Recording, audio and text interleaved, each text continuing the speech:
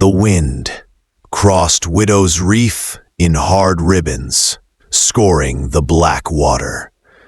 On that spit stood Harrow Point Light, a white tower with a rust streak like a tear. People in Port Burnham said the lamp had a memory. If it ever went dark, the fog would remember you. In March of 1904, the station held 3 keepers. Silas Merritt served as principal, steady as the clockwork that drove the lens. Evan Pike was 20, quick with tools and quicker with a grin. Cora Linden kept the assistant's log and the kitchen warm.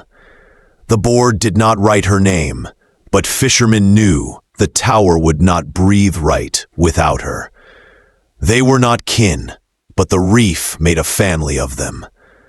On the second night after equinox, near midnight, 3 even taps sounded at the gallery door. The knocks carried down the iron spiral like a pulse. Silas said it was the rail shrinking in the cold. Evan said the wind had found a new trick. Koya counted to 3 and listened. The knocks came again, nearer, though the door above opened to nothing but night and 100 feet of air. They did not open. Keepers treat sounds like weather. Note it, log it, refuse it the dignity of fear. Silas trimmed the wick. Evan watched the escapement. Cora boiled coffee until it stained the tin. Outside, the bell buoy coughed every 30 seconds, and the swell put its shoulder to the reef. By dawn, a trawler edged past. Evan waved so earnestly, the captain lifted his cap. Nothing seemed wrong.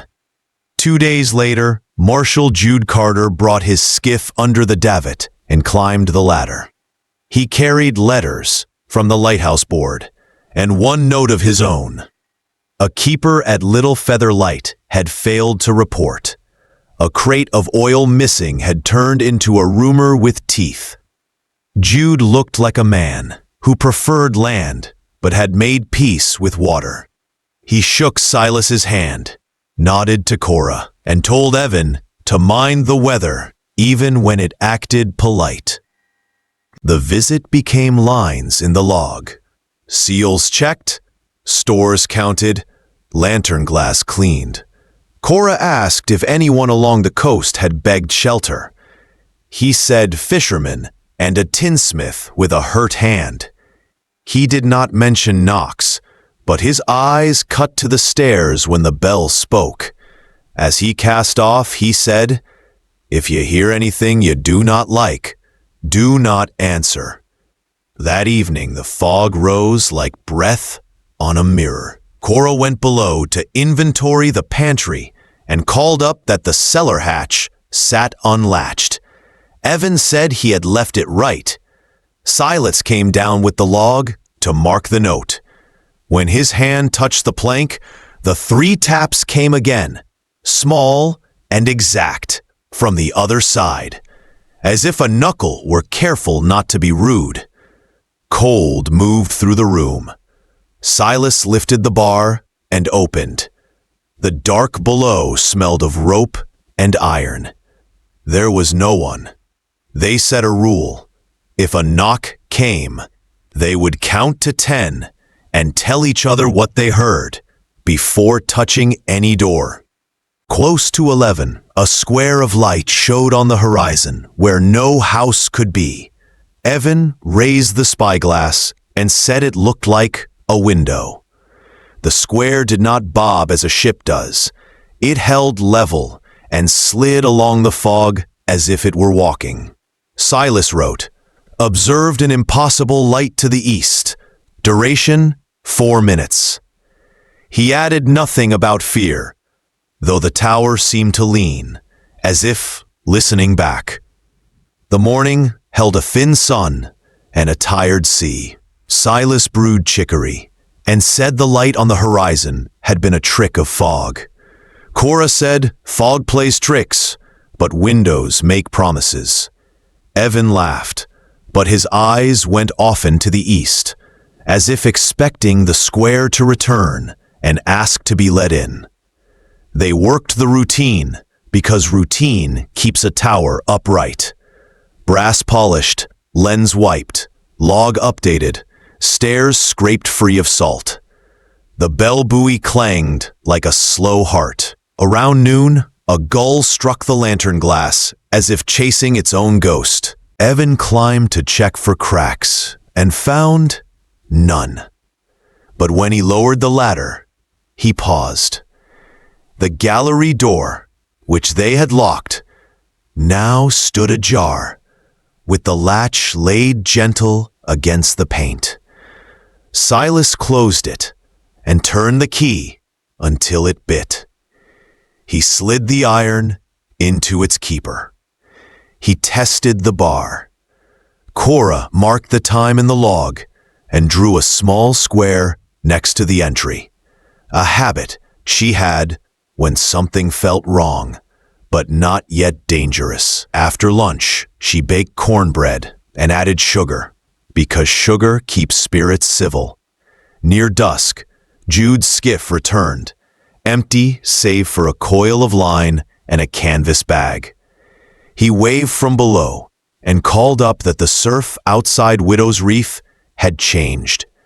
The set now broke in threes, even when the wind did not call for it. He climbed the ladder and set the bag on the table.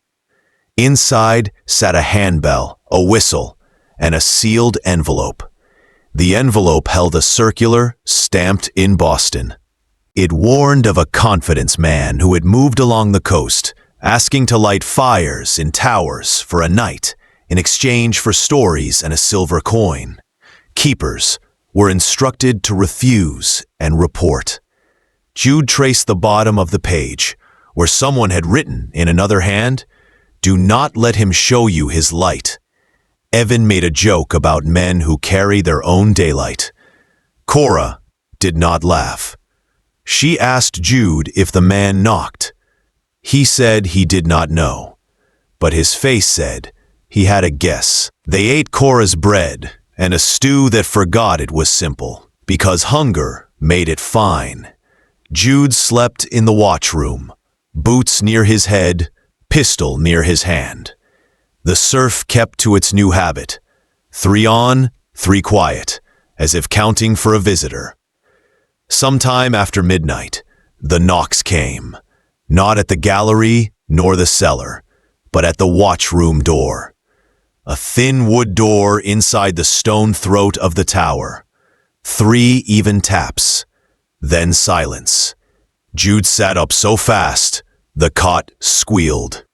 He put a finger to his lips and pointed at the keyhole. A breath moved there, barely a thread, like someone polite trying not to fog the metal. Silas counted to 10. Cora whispered each number, as if sewing it to the air. When they reached 10, the knocks came from the opposite wall. Evan said, "No one can stand there. It is only a crawl space to the flue."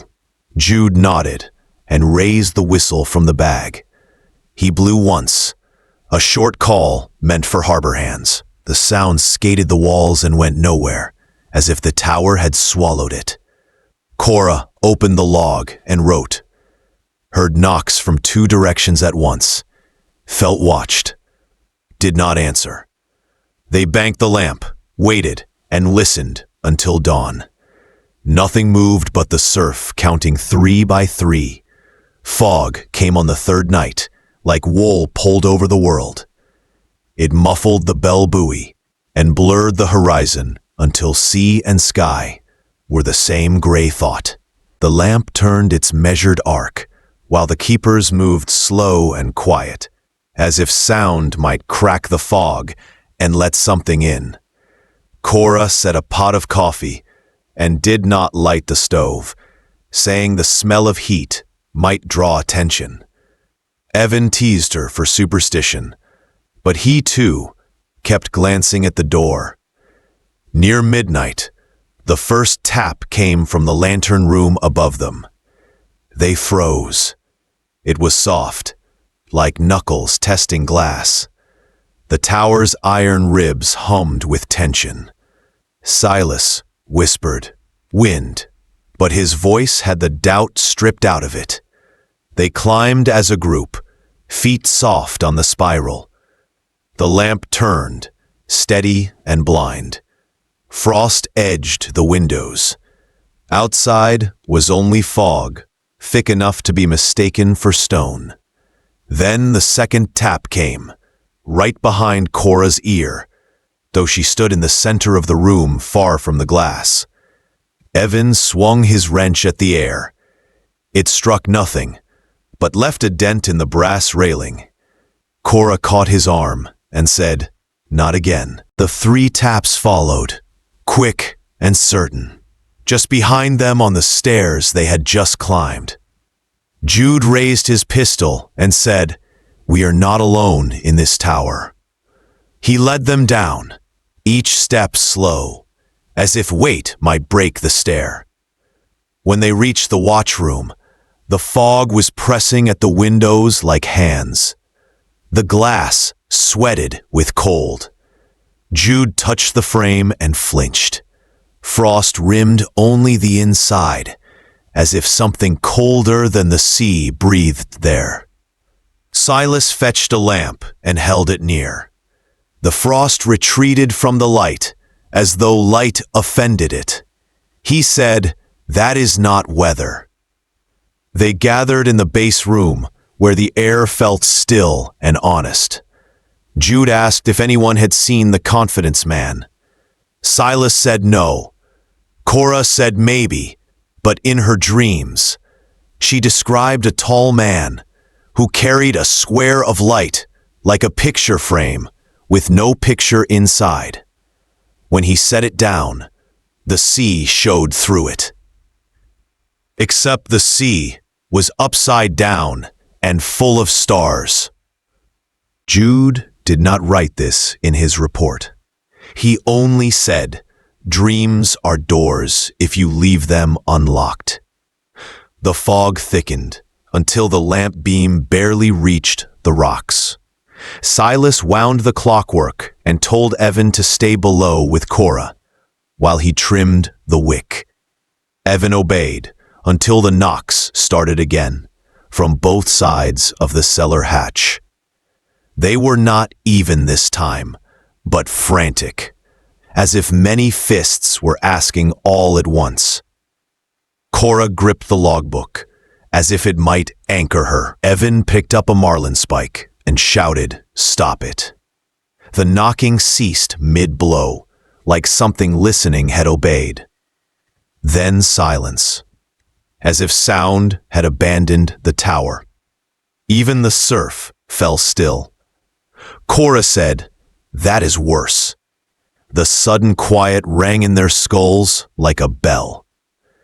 Jude returned from checking the lamp and found them holding still like statues. He said he'd seen the square of light again, outside the fog, hovering beyond the reef, and it had turned as if to watch him. He said when he blinked, it was nearer. Silas locked every door and nailed shut the cellar hatch. He told them all to sleep in shifts and not open for anything that asked. They bedded down in the base room, wrapped in coats. The lamp turned above, alone. At some hour between tides, the first scream came from the lantern room, sharp and human, and cut off like a wire snapping. They ran for the stairs, hearts pounding, and found the door at the top, swinging wide, though the wind was dead still. The lantern room stood empty. The lamp turned on its brass track, its beam slicing fog that closed again like flesh around a wound. The scream had left no echo. The gallery door hung open to nothing but white. Silas stepped out first, tied off by a line around his waist. The balcony was rimed with frost, each rail bead trembling from the faint vibration of the turning lens. There were no footprints, not even his own. When he came back inside, his boots were dry. That was when Jude said, "This tower is not standing where we left it." Cora stared at him. He pointed at the compass bolted to the gallery post. Its needle spun in slow circles. Evan tapped it, and it stilled, pointing not to north, but out to sea, straight at the fog, where the impossible square of light had hovered. The air hummed faintly, like distant bees. Silas said, "We keep the light lit. We keep the log. Everything else is weather." He said it like a spell. They stayed close after that. Cora would not go below alone, and Evan would not go above alone. And Jude paced like a tethered animal. The fog swelled and thinned in breaths, sometimes parting to show the black teeth of the reef, sometimes showing nothing at all, as though the sea had gone. During the third watch, the bell buoy struck 5 times in one breath, then silence, then 3 even knocks at the base door. No one moved. The knocks came again, softer, then again, until they sounded like a heartbeat. Cora whispered, "If we answer, it comes inside." Jude lifted his pistol. Silas lifted the marlinspike. The door handle turned, slow, patient, like someone certain they would be welcomed. Jude fired through the panel. The sound hit the walls and folded, muffled, as if they had shot into snow. When the smoke cleared, the handle hung still. The bullet had not pierced the wood, not even a dent. Evan said, "Doors do not care about bullets." Silas said, "Then we stop being polite." They gathered all the signal lamps and opened every shutter. They turned the lamp full bright, wound the clockwork past its limit until the gear teeth screamed. The tower blazed so fierce it hurt to look at. The fog boiled away in a circle, showing black water and nothing else. For the first time in days, the reef stone stood clear, sharp with moonlight. The 3 knocks came again, from the air itself this time, above and behind and inside their bones. The stone shuddered. The lens slowed, though the gears still turned. Cora cried out and covered her ears. The light dimmed to a guttering glow. Jude shouted to keep it turning. Evan threw his weight on the crank.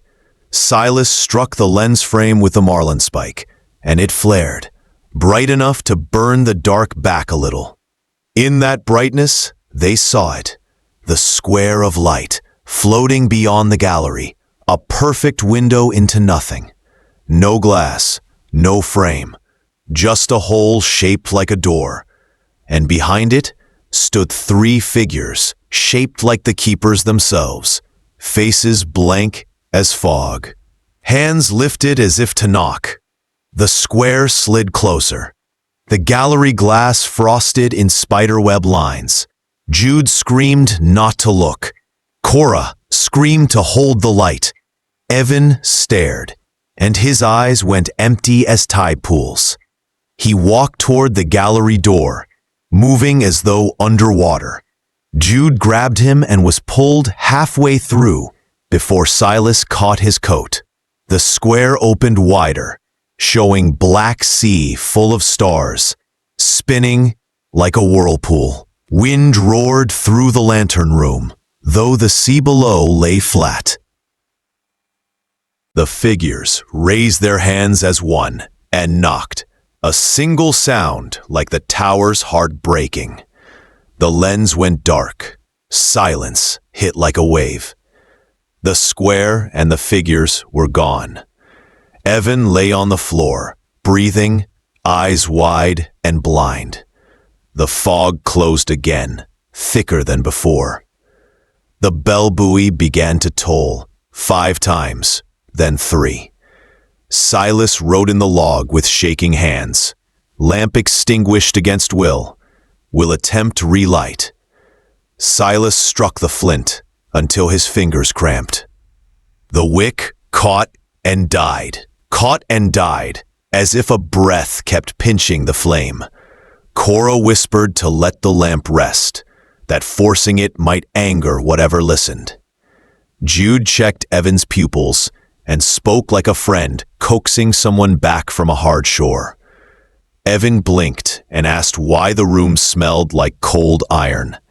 No one answered. They tried the reserve lamp and then the last spare wick. Each time the fire lifted, a thin shadow crossed it, and the light went weak, as if thirsty. Cora unwrapped a square of sugar, saved for mean days, dropped it into coffee, and said they would remember warmth, so the tower could borrow it. Her voice steadied the room. The fog pressed again, but from the inside now, beating the glass. Jude said the square would return if the light stayed dead. He suggested they make a light it could not swallow. Silas went below, pried nails from the cellar hatch, and hauled up mirrors from an old signal kit. They set them around the lens, so every spark met itself and grew. Evan worked the crank, jaw tight. The flame grew enough to show their faces. The reflections multiplied, it not brighter, but more stubborn. Then the knocks returned, polite as a caller who knows you're home. 3 at the gallery door, 3 at the hatch, 3 at the watchroom. The rhythm circled them until it sounded like a wheel. Jude lifted the pistol and kept it low. Silas said, "Do not shoot." Cora wrote in the log, "We will not open." Then she told a quiet story about her river town, where winter nights her mother left a candle for travelers. Some came, warmed their hands, and left at dawn.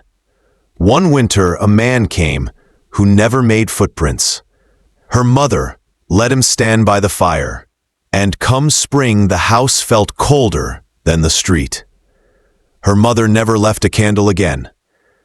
Cora said they would keep the light, but not the door. The lamp steadied with a low, stubborn flame. The fog thinned to show a hint of reef. The bell buoy struck 5, then 3, then 5, then 3, like a question.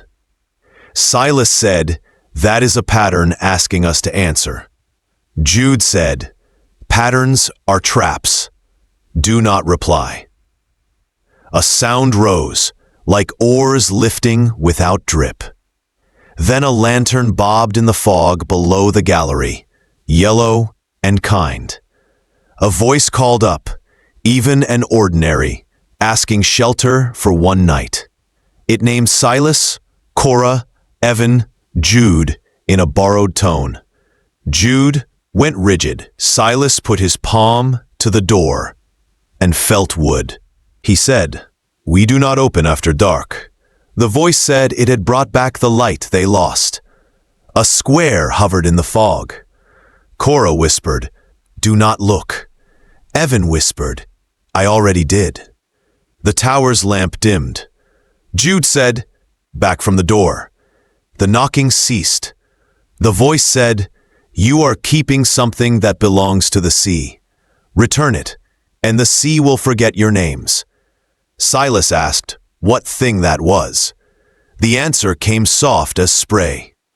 "The light itself. Open, and we will carry it home." Evan stepped forward, drawn like iron to a magnet. Cora caught his sleeve and felt a chill climb into her hand. Jude raised the pistol, then lowered it. Silas looked at the flame in the lens and said, The light belongs to everyone who needs it. The fog pressed, like hands on a door wanting in. The tower shivered, like a struck bell. The glass rattled in its frames. The voice outside said nothing now, only waited, as though certain time would tire them. Silas stood by the lens, with both hands on the brass frame, as if holding the world steady. Cora whispered prayers from no church, old river words about keeping hearts warm. Jude watched the fog, pistol low, eyes sharp. Evan trembled, sweat on his skin, though the room was cold. The light fluttered and dimmed. Shadows thinned across the walls until they almost matched human shape. Cora said they could feed it, give it memory. She fetched the logbook, cracked and leathered from years, and read the oldest names aloud. Keepers who had kept this place lit through storms and war. She read each name like striking a match. As she spoke them, the flame brightened, as though recognizing kin. The shadows retreated to the edges of the room. The fog hissed against the glass. Then 3 knocks came from inside the lens itself. Not on glass, but from within the flame. The light wavered. The names on Cora's tongue stumbled. Evans stepped forward, voice hollow, and said, "They are asking who tends it now." Jude caught his arm, but Silas let go of the frame and said, "I do. I tend it." His voice cracked but held. The knocks ceased. The lamp steadied. A stillness came so sharp it hurt. No surf, no bell, only the hush of a world waiting. Then the square of light rose out of the fog, closer than before, almost brushing the gallery rail. It showed nothing through it, only the color of absence, like the space left behind when something real is erased. Inside stood 3 figures in keeper coats, their faces blank as unpainted masks. They lifted their hands in unison, palms open, like men waiting to be relieved from duty. Evan said, "They want us to change places." Jude said, "They cannot want anything." Cora said, "Some want without wanting." The square pulsed, brighter with each beat, and the tower stones hummed like struck glass. The figures turned their hands, showing hollow palms that opened wider, like doors. A wind coiled around the gallery, pulling inward. The lamp flame bent toward the square, straining. Silas shouted to hold fast. Jude tied himself to the crank. Cora clutched the logbook like a life ring. Evan stepped forward, blank-eyed. The wind yanked the door wide. Cold slammed through. Silas lunged and caught Evan by the coat. The figures beckoned, their hollow palms gaping black. The flame shrank to a pin. The fog surged inside, like a wave. For an instant, the gallery showed not sea, but void, stars spinning like embers in a well. The bell buoy tolled deep inside their bones. Cora hurled the logbook into the lens. The flame caught the dry pages, roared up golden, and shoved the void back. The square reeled. The figures dissolved like smoke in wind. The fog shrieked and fled through every crack. The tower slammed still. Air rushed back like breath. The lamp blazed fierce and steady. Jude untied himself, gasping. Silas knelt, arm around Evan, who sagged like a man waking from a long fall. Cora stared at the smoking ruins of the logbook and said, "Now it remembers only us." Outside, the fog lay broken on the sea like torn cloth. The bellboy struck once, clean and lonely. The tower stood still on the reef where it belonged. Dawn came late and pale, like a thin coin on the table of the sea. The lamp held, steady and bright, and the reef looked like rock again. Silas cleaned soot from the brass with slow strokes. Jude checked lantern glass and doors, tapping each hinge. Evan slept in the watch chair, breath even. Cora brewed coffee, dark as the night they had kept away, poured 4 cups, and set one by the window. By mid-morning, the fog broke into ragged lanes and the horizon returned. A mailboat nosed across the light's arc and blew a greeting. Jude went to the davit and raised the signal that all was well, then lowered it halfway. He said all was not well. Not yet, but it would be. The bell buoy answered with a single note. They stood a while, listening to the ordinary sound. Silas opened a new ledger from the board's sealed box and set his pencil to the first page. The date looked stark there, honest as frost. He wrote what had happened without drama, only the bones of it: fog, knocks, failure, return. He did not write the square or the figures. He did not write how the tower almost forgot itself. He wrote what would help the next keeper, and left the rest to the sea. Near noon, Jude said he would take a skiff to Little Feather Light to ask why they had missed their report and to say Widow's Reef had found its balance.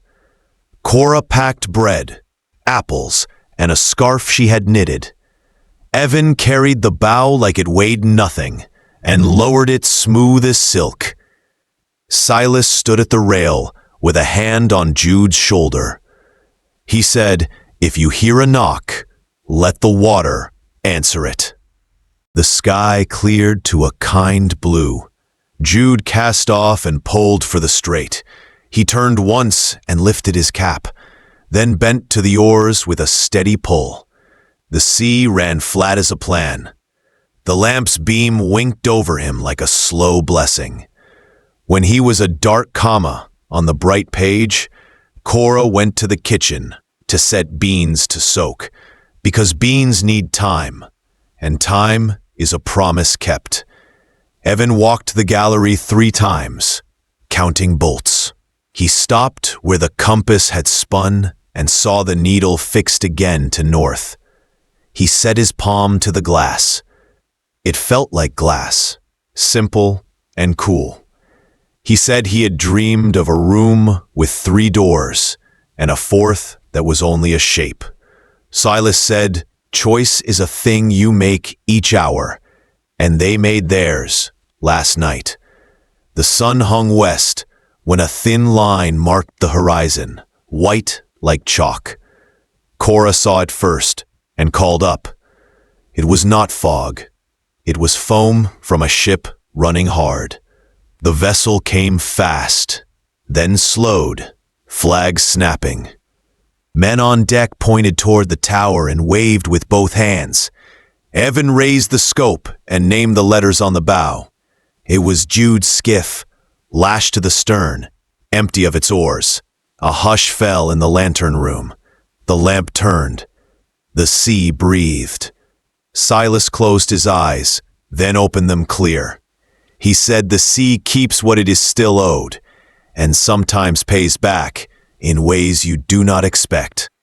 Cora set the 4th cup of coffee on the table and said, "Then we will keep the light for him, too."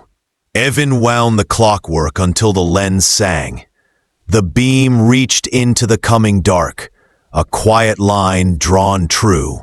And so the light still turns, cutting the dark like a blade that never dulls. They say on quiet nights, when the sea forgets to breathe, you can hear 3 soft knocks on the glass, but no one answers anymore.